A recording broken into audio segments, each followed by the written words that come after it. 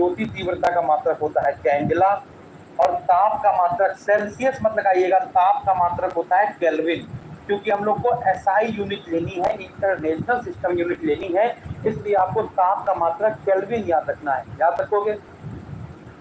7 सबका आंसर आया, अनमोल का आया 7, आरती का आया, रश्मि का आया, अधिकतर लोग का 7 आया। तो बताइए, अच्छा है ना, पूरक मूल राशियां कितनी होती हैं? पूरक मूल राशियां कितनी होती हैं? मूल राशियां अगर 7 हैं तो पूरक मूल राशियां कितनी होती हैं? पूरक मूल राशियां कितनी होती हैं? आप कहेंगे सिर्फ 2। कौन कौन सी? एक है रेडियन और एक है स्टेरेडियन। एक है रेडियन और एक है स्टेरेडियन। ये है समतल कोण की, ये समतल कोण की यूनिट है, और ये है ना घन कोण की है, ये प्लेन एंगल है, और ये सॉलिड एंगल है। तो एक समतल कोण की है और एक क्या है? घन कोण की है। याद रखोगे? जल्दी बताइए, क्या यहाँ तक सारी बातें याद रखोगे? यस सर, यस सर, है ना। तो आगे बढ़ा जाए, अगली बात करते हैं। ये बताइए, प्रकाश वर्ष किसकी इकाई? जल्दी से, प्रकाश वर्ष किसकी इकाई है? जल्दी से, प्रकाश वर्ष किसकी इकाई है? कौन बताएगा? प्रकाश वर्ष किसकी इकाई है? ऑप्शन में समय, प्रकाश की तीव्रता, द्रव्यमान या दूरी।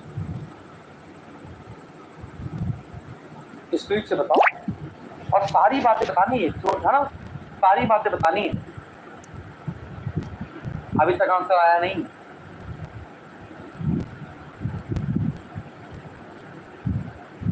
आएगा, आया आया, बुद्धि बता रहे हैं सब लोग।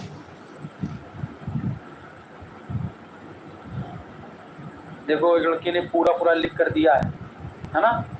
चलो, तो बिल्कुल सही बताया। देखते हैं प्रकाश वर्ष होता क्या है। अगर मैं आपसे कहूं कि प्रकाश वर्ष होता क्या है, तो आप कहेंगे एक वर्ष में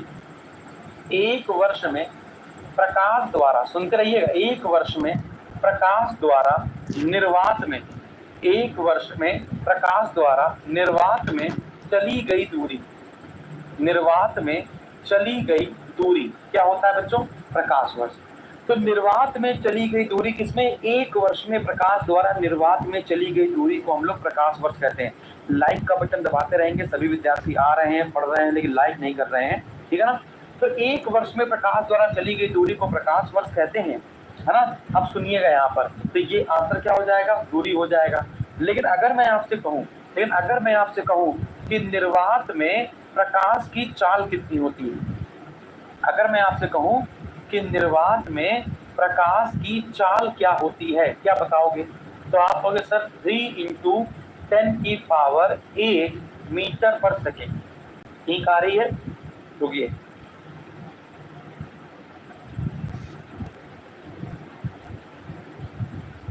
हाँ, तो 3 × 10⁸ मीटर पर सेकेंड ये प्रकाश की चाल होती है निर्वात में।